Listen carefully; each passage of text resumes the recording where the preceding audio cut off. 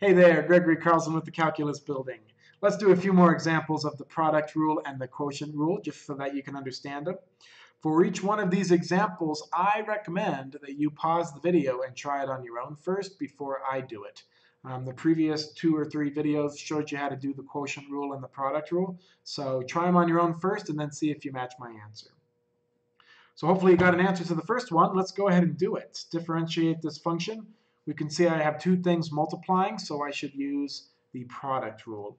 And as a reminder, the product rule is f prime g plus fg prime.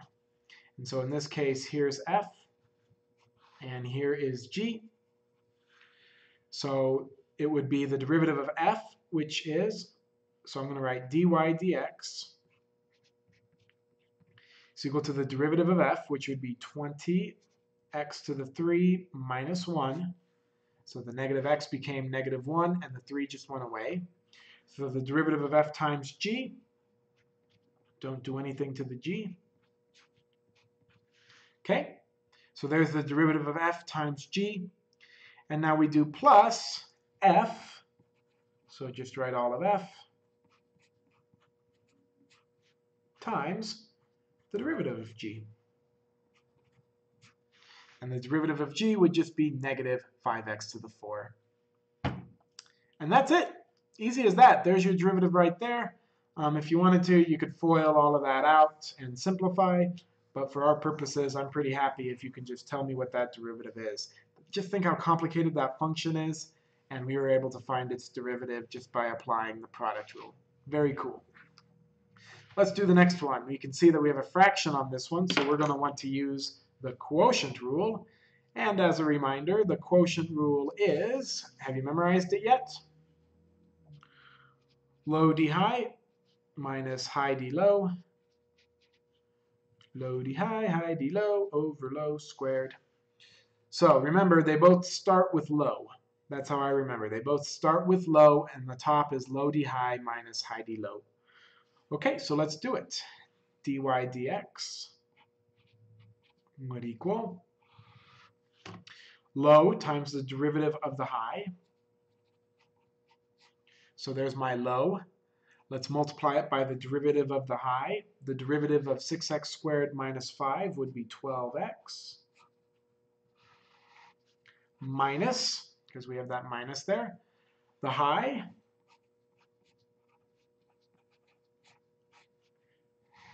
Times the derivative of the low. And the derivative of 2x to the 3 plus 1 would be 6x squared. And all of that is being divided by the low squared. So you just take the entire denominator and square it. And that's it. If you want, you could try to simplify it, but I'm just happy that you were able to find the derivative. The instantaneous rate of change of this very complicated function, at every moment in time, the slope at that instant moment, at that x value, would be equal to that function right there.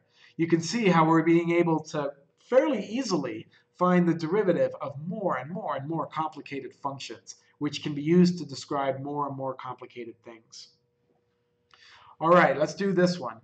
The derivative of 1 over 6x minus 7, and we are going to use the quotient rule on this one. So this one's going to be a little tricky, so let's just be careful. Low d high minus high d low all over low squared, just like that.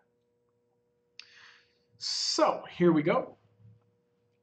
F prime of x is going to equal the low, I'm going to just write my fraction bar, low times the derivative of the high. And what is the derivative of the numerator? What would the derivative of the top be? We only have a 1 up there, and as we know, the derivative of a constant number is just 0.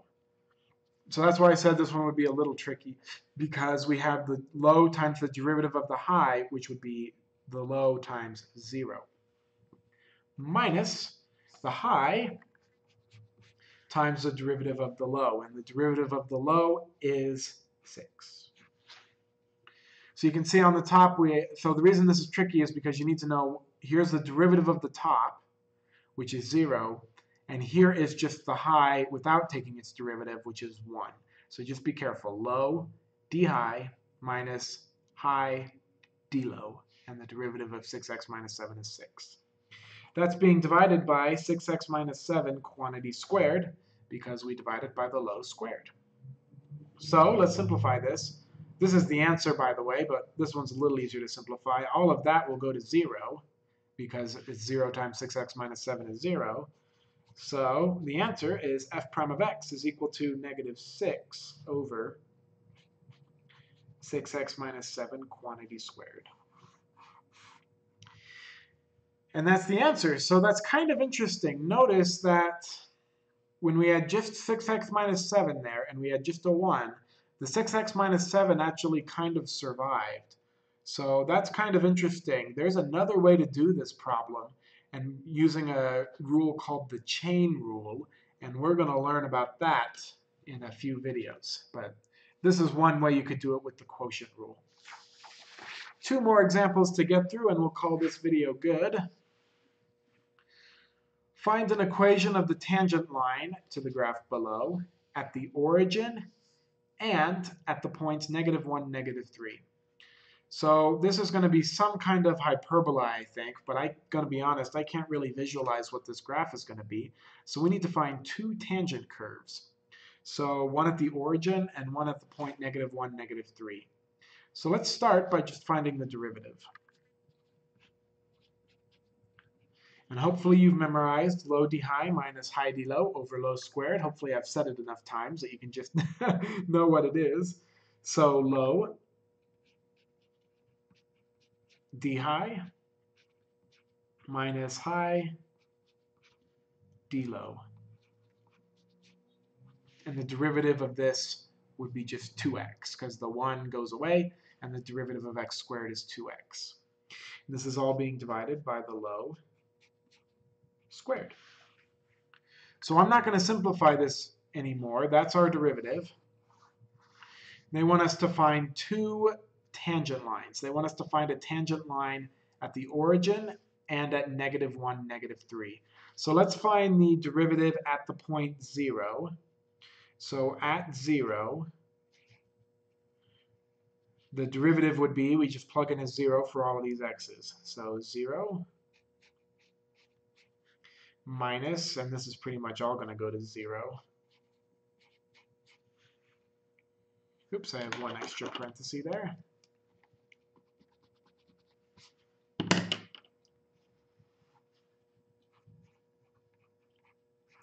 So we're finding the derivative at 0, the slope, the instantaneous rate of change at 0.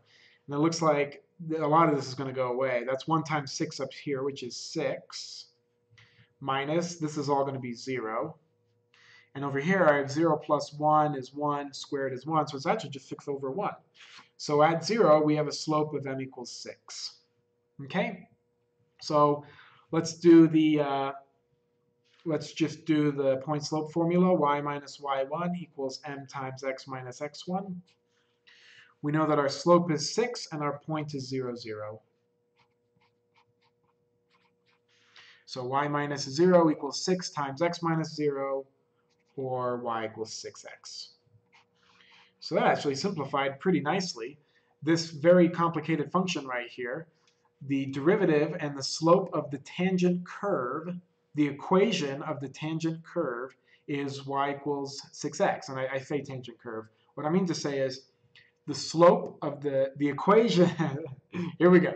The equation of the tangent line to this curve at the point 0, 0 is equal to y equals 6x.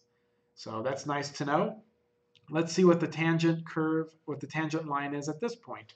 So we'll go back to our derivative, but this time we'll plug in the -1 for x. So that will be -1 squared plus 6. I'm sorry, -1 squared plus 1. Yep, times 6. Minus 6 times -1 times 2 times -1. Okie dokie. And that's all going to be over -1 quantity squared plus 1 squared.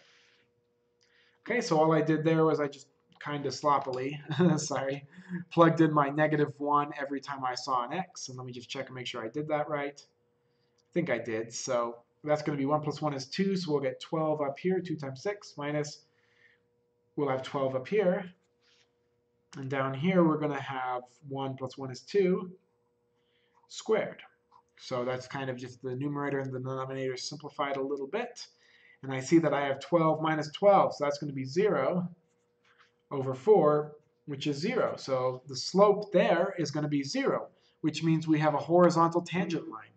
So if I do that, I'm going to get that my slope is 0. And the point we were going through right there was -1, -3. So using our formula, big Y minus little y equals m times big X minus little x. This will be y minus -3 is equal to 0 times x minus -1. And we see that that's all going to go away, so we get y plus 3 equals 0. And if you take off the -3, you get y equals -3. So there's your tangent line at the point -1, -3. In a way, we could have gotten there a little earlier because we know it's a horizontal line, and the y component is -3. So you kind of could have gone straight there. We would have a horizontal line at -3 because we have y equals -3. It's a horizontal line going through the point -3. This video is getting a little bit long, so let's just do this application problem in the next video. If this was helpful, if you're enjoying this calculus building, please make sure you like, share, and subscribe. See you in the next one.